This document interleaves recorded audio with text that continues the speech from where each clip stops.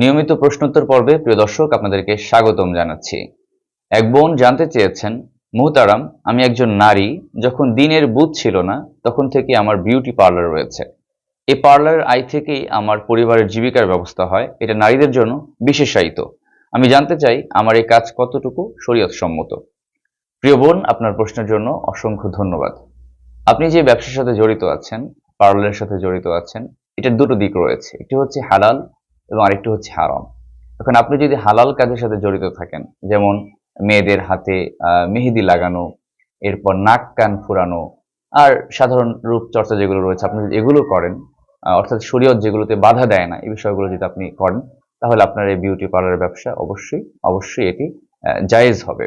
আর হারাম যে বিষয়গুলো রয়েছে, যেমন ভ্রু প্ল্যাক করা, এরপর পুরুষদের মতো করে সাজানো, পুরুষ সদৃশ চুল কাটা, আরো যে বিষয়গুলো রয়েছে যেগুলো ইসলাম সমর্থন করে না, এই বিষয়গুলো যদি আপনি করেন, তাহলে কিন্তু আপনার এই বিউটি পার্লার ব্যবসার এই যে আয় হবে, এটা আপনার জন্য হালাল হবে না। অর্থাৎ আপনি যদি হারাম বিষয়গুলো বর্জন করে হালাল যে বিষয়গুলো রয়েছে বললাম, এগুলো যদি আপনি করেন, তাহলে অবশ্যই আপনার আয়টা হালাল হবে। আশা করি আপনি আপনার প্রশ্নের উত্তর বুঝতে পেরেছেন।